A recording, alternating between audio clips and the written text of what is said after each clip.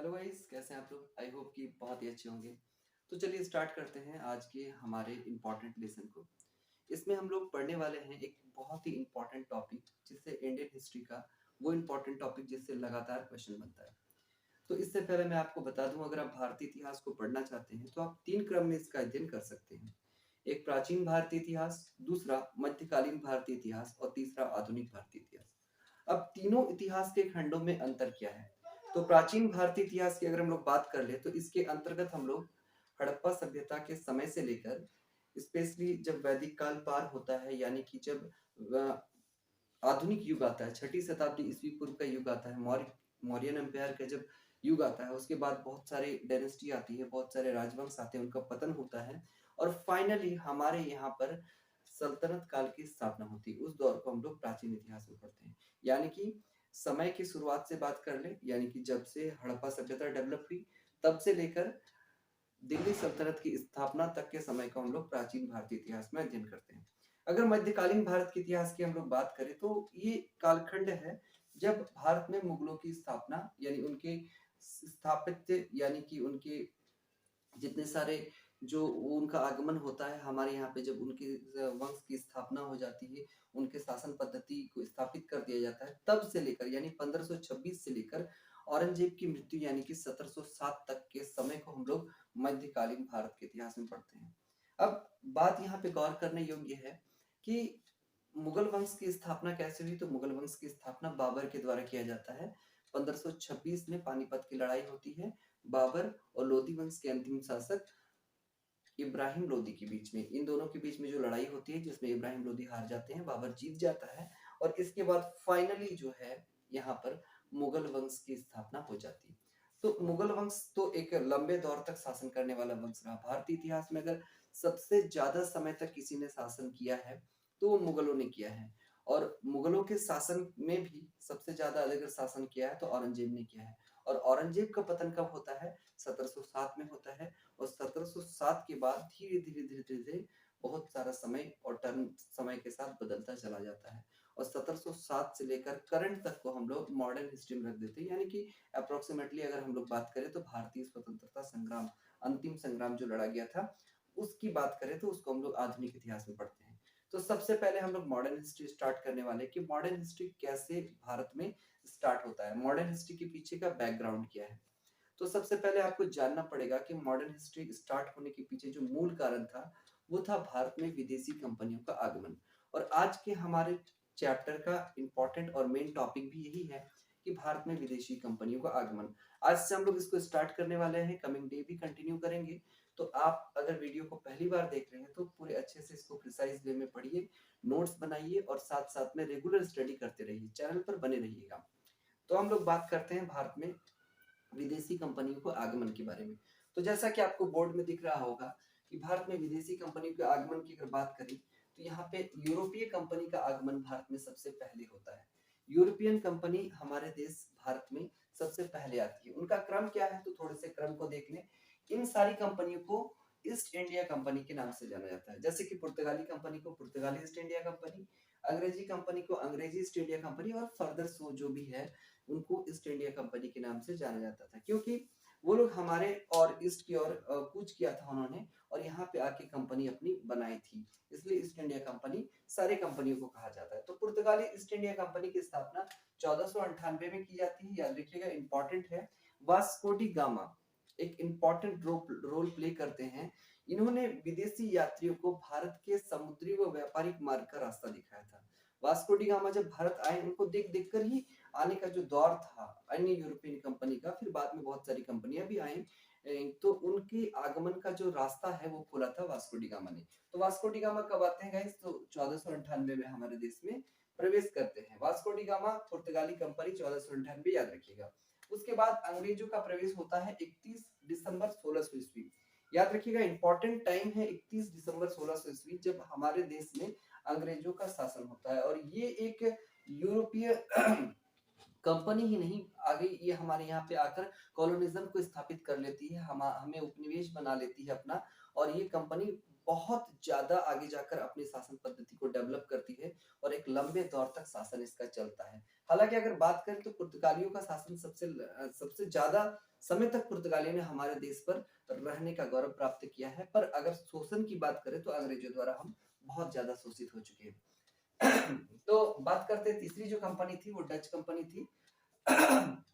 और Dutch company का आगमन 1602 ईस्वी में हमारे देश भारत में होता है। इसको डच ईस्ट इंडिया कंपनी के नाम से जानते हैं। अगर बात करें डच के बाद डेनिश 1616 में और फ्रांसीसी 1664 में आते हैं।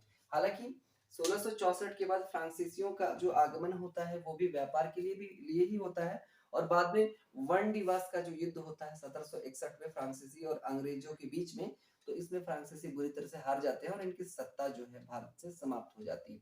तो बात करते हैं इसके बाद की कंपनी थी स्वीडिश कंपनी, जो सबसे लास्ट में आती है और बहुत कम समय के लिए आती है। 1731 में स्वीडिश कंपनी का आगमन हमारे देश में होता है। तो चलिए फटाफट से सभी कंपनियां यानी कि सभी विदेशी यूरोपियन जो हमारे देश में आए उनके बारे में पढ़ते हैं और पता करते हैं कि भाई इसके पीछे क्या इंपॉर्टेंट था। तो सबसे पहले बात करेंगे पुर्तगाल की। तो जैसा कि गाइस आपको पता है कि पुर्तगालियों का आगमन 1498 में होता है। 1498 में पुर्तगालियों का आगमन हमारे देश में हो जाता है। अगर कहें पहला जो पुर्तगाली था जो हमारे देश में आया वो वास्को डी गामा था। वास्को डी गामा 1498 में आया और 1498 में आने के बाद वो क्या करता है, हमारे देश में व्यापार के लिए पहला ऑफर करता है। हमारे देश में यहाँ व्यापार करने आता है। कहाँ आता है? तो सबसे पहले आता है केरल के कालीकट या मालाबार तट पर आता है। केरल के कालीकट या मालाबार तट पर आता है वास्को डी गामा। आपको जनरली ऑप्शन में कालीकट जरूर नजर आएगा, तो याद रखिएगा कि वास्को डी गामा कहाँ आता है, सबसे पहले कालीकट में आता है। इंपॉर्टेंट है, उसका स्वागत जो है वहां के राजा जमोरीन के द्वारा किया जाता है। तो याद रखिएगा, अगर हम कह लें कि वास्को डी गामा का स्वागत कौन करते हैं, तो वहां के राजा जमोरीन करते हैं, जो कि एक हिंदू राजा थे। इंपॉर्टेंट है, याद रखिएगा। केब्राल के नेतृत्व में कालीकट में कारखाना स्थापित किया जाता है, पहला कारखाना। याद रखिएगा, कालीकट में पहला कारखाना स्थापित किया जाता है। किसका? तो पुर्तगालियों का। किसके नेतृत्व में? तो केब्राल के नेतृत्व में किया जाता है पहला कारखाना। पहला जो गवर्नर था फ्रांसीसियो का वो फ्रांसिस्को डी अल्मीडा था। फ्रांसिस्को डी अल्मीडा पहला गवर्नर था, फ्रांसिसियो द्वारा नियुक्त किया गया था हमारे यहाँ पे व्यापार करने के लिए, जो लगभग 1505 से 1504 यानी कि 4 साल के समय तक हमारे देश में रहा था। इंपॉर्टेंट है। दूसरी फैक्ट्री जो है, पहली फैक्ट्री तो हमने पता किया कि भाई कालीकट में स्थापित किया जाता है केब्राल के नेतृत्व में, और दूसरी फैक्ट्री आपसे पूछ ले तो कन्नागौर में स्थापित की जाती है। इंपॉर्टेंट है, इसको थोड़ा सा ध्यान में रखिएगा। अगर बात करें, अगर पुर्तगालियों के जो यहाँ पे जो उन्होंने अपनी सत्ता स्थापित की, तो उसका वास्तविक संस्थापक किसे कहते हैं, ये बहुत ज्यादा इंपॉर्टेंट है। तो अल्फांसो द अल्बुकर्क ये पहला व्यक्ति था जिसने पूरी तरह से स्टैब्लिश कर दिया था यहाँ पे पुर्तगीज को यानी कि पुर्तगालियों को। तो पुर्तगालियों की सत्ता स्थापित की जाती है फाइनली अल्फांसो द अल्बुकर्क के द्वारा। अब आगे चलते हैं, तो प्रथम प्रिंटिंग प्रेस भी गोवा में स्थापित होता है और इसमें भी पुर्तगालियों का दिन होता है। ये 1556 में स्थापित होता है। तो हमारे देश भारत में पहला प्रिंटिंग प्रेस 1556 में स्थापित किया जाता है।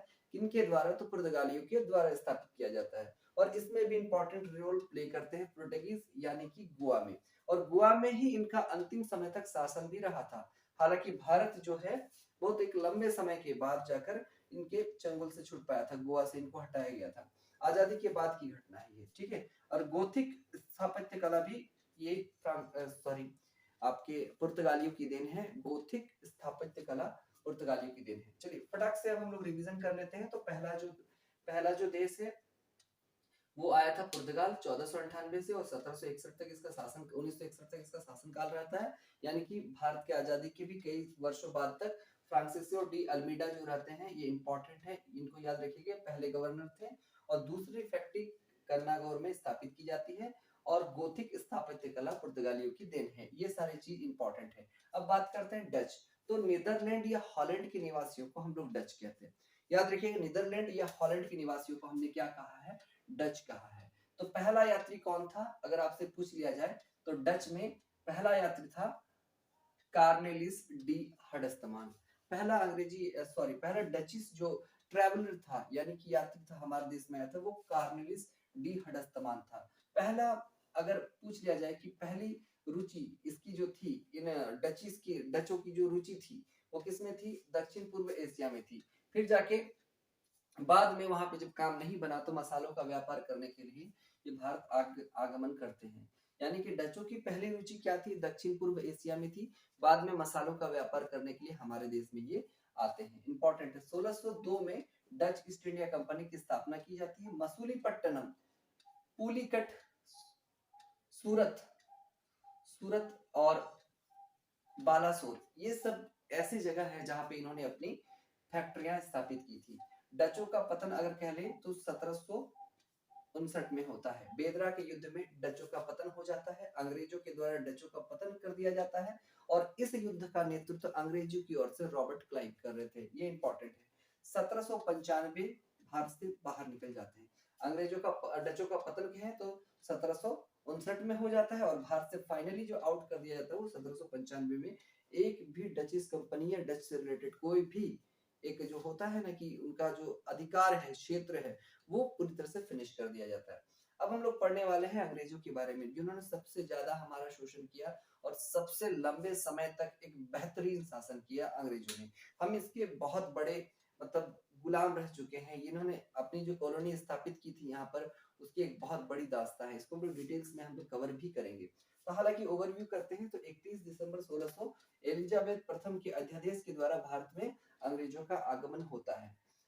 217 साझेदार थे, पार्टनर्स थे ईस्ट इंडिया कंपनी के। 217 साझेदार थे जब भारत में ईस्ट इंडिया कंपनी का आगमन हुआ था 1600 में। अगर कहें तो पहला कैप्टन जो था वो हॉकिंस था। पहला जो कैप्टन हॉकिंस था जो भारत में आया था 1609 में जहांगीर के दरबार में। दूसरा सर टॉमस रो था जो 1615 में आता है, वो भी जहांगीर के दरबार में। हालांकि खुर्रम के द्वारा इसको व्यापार की अनुमति दे दी जाती है। खुर्रम किनका नाम है कमेंट सेक्शन में बताइएगा। खुर्रम के द्वारा, ये भी एक मुगल बादशाह थे। इनका किन्हें खुर्रम कहा जाता है ये मैंने क्लासेस में रिपीट भी किया है। आपने अगर हिस्ट्री का वो लेक्चर वीडियो देखा होगा तो आपको पता होगा। तो 1639 में मद्रास शहर की स्थापना की जाती है अंग्रेजों के द्वारा ही, और बंगाल व्यापार की अनुमति 1650 में मिलती है इनको। इंपॉर्टेंट है, याद रखिएगा। मसूलीपट्टनम या सूतानाटी, कालीकट और गोविंदपुर, ये तीन जो गांव थे जो पश्चिम बंगाल के गांव थे, इनकी जमींदारी इन्होंने हड़प ली थी 1698 में। ये इंपॉर्टेंट है, यहीं से इनकी हड़प की नीति शुरुआत होती है। कब? तो सूतानाटी, कालीकट और गोविंदपुर को हड़प लिया था इन्होंने। इनके तीन गांवों को हड़प लिया था। कब हड़प लिया था? 1698 में। अंग्रेजों द्वारा भारत में क्या क्या निर्माण किया गया? हालांकि निर्माण तो कुछ नहीं किया गया था, लूटा ज्यादा गया था, पर ऐसा माना जाता है कि मुगलों से थोड़ा कम लूटा था। मुगल ने तो भारत को बहुत बेहतरीन तरीके से लूटा था, मैंने क्या ही बोले। एक तो धर्म पे वार किया था, दूसरे तरीके से यहाँ के जो संस्कृति थी, कला थे, सारा चीजों का दमन किया था। बहुत बेहतरीन तरीके से मध्यकालीन भारत में हम लोग इस चीज को पढ़ेंगे और जानेंगे कि क्या डिफरेंस है और इस हिस्ट्री में किन सारी चीजों को हाइड करने की कोशिश की जाती है। तो चलिए देखिए, 1611 में अंग्रेजों द्वारा ही आंध्र प्रदेश यानी मसूलीपट्टनम में पहली फैक्ट्री स्थापित की गई थी। 1613 में सूरत में फैक्ट्री स्थापित किया गया। 1651 में हुगली में अंग्रेजी कोठी स्थापित की गई ब्रिजमैन के नेतृत्व में।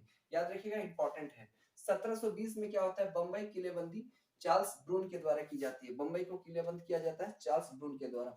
1690 की घटना इंपॉर्टेंट है, याद रखिएगा।